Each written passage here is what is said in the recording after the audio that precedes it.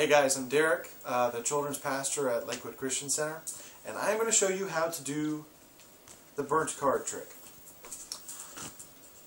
All you need for the trick is a candle. You don't even have to use a candle, but it's easier to deal with when you're holding the cards because you don't have more than one hand and it's already burning. You wouldn't have to hold the candle and the lighter and this. So you light your candle at the beginning, and the flame is already there. And you can talk about the furnace and how hot it was and everything from the candle. So you need a lighter or something to light the candle, and a permanent marker to be able to mark the card with, and a regular deck of cards. Well, sort of regular, because what you need to do is you need to take the King of Hearts out of your deck, and you need to pre-scorch it. And all you got to do to scorch the cards, some cheaper cards, when you scorch them, and you rub your finger on it, it'll come right off. So check the card before you try and do the trick. You want to make sure it's not going to do that. These cards, bicycle cards, they'll get a nice little scorch mark just like this, and this won't come off. It works great. You just hold it over the flame for a moment. You can look and watch it turn black. As soon as it turns black, you're good. And to set the deck for the trick, all you have to do is take your King of Hearts with the scorch mark on and make it be the second card from the top. And your deck is ready for starting this trick. So you light your candle, and you say, I want to talk to you about the King of Hearts or Jesus. And while you're saying that, you want to get a pinky break underneath two cards. You get the two cards, so you get underneath the King of Hearts. You just stick your pinky into the side there, just like this. And when you say you're going to talk about the King of Hearts, you're going to do a double lift. And that means you're going to lift two cards as one. One way you can do this is you grab the corner of the card where your pinky's holding it, and you just turn it over. That easy. Another way to do it is to instead, you push up with your fingers so you can get under the two cards on this side and push it into this fat part of the thumb down here on the hand, and you just twist it like so. And you can show this card. I like to hold it at the corners when I pull it off and press it in just a little bit. If you don't press it in, you can get separation. So I just press it in a little bit on the corners, and I can show the card as one.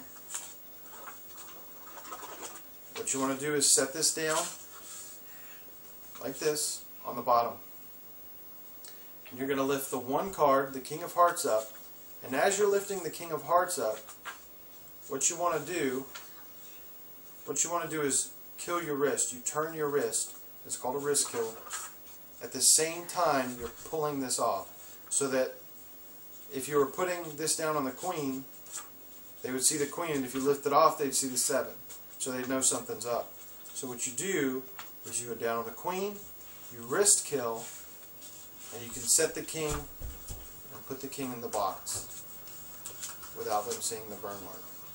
So now he's isolated. So what happens later is a miracle. Now you're going to have a card selected, and I've already got a card that was selected when I did the trick before. It doesn't matter what card it is, you have them selected. Oh look, they selected this one. And of course this one here I've got a burn mark too, but you wouldn't have this burn mark either. So what you're going to do, you've got your signed card. Well, before it's signed, you're going to set it on the bottom, and you're going to have it signed. Alright, you've got your signed card on the bottom of the stack, and what you're going to do is you're going to catch two cards, just like you did with the King of Hearts earlier, and get your pinky break in there. Just like so. And so they've signed it, you got your pinky break, so you've got two cards. And instead of doing a double lift or a turn or any of that, all you're going to do is just take the two cards as one and pick them up. And I usually do a wrist kill there too. It usually doesn't necessarily matter, but they could see that card too because you came down on the 3 of spades and you're going to pull off of the 7 of hearts. But just same thing, pull it off, turn it, wrist kill it. Grab the corners of this so you can show And it looks like you're being really clean here and trying to make sure that they can see all of the card. It looks really good. Of course, I've got a burn mark on this one because I've done the trick before. There would not be a burn mark here while you're doing the trick for them. But you're going to take this, you put it over your flame, just so it scorches it, turns it black, just like that. You talk about how they were in the furnace, and that in the furnace they would get burned. You take this card, and you're going to set it on the top of the deck again. You talk about how they didn't get burned, how instead of 3 there were 4, and that they didn't get burned, so this burn mark must be an illusion. And you're going to do an Erdnase color change. And to show you that, without cover, you just press this card up so that this one gets accessible, and what you use is this part of your hand here to push it down like this.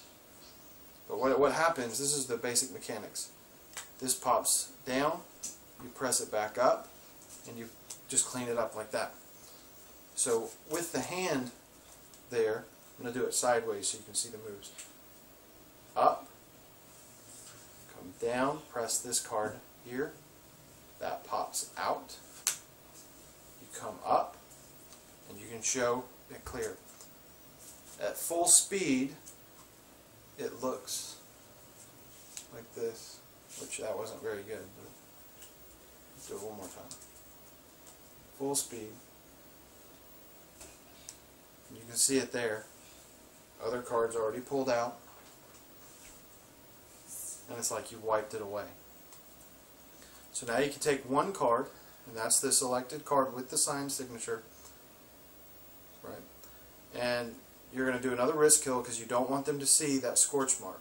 So you pull the card off, turn the deck so they can't see it, set it down, and you can show the signed card that now does not have a burn mark. You say, well, where did it go? It was the 4th guy that was in there. I believe that was Jesus. So you go back to your card box. He's still in there. He's been isolated, but he must have got out somehow because he's got the burn mark on him. He took the burn from him. And that's how you do it. Enjoy it.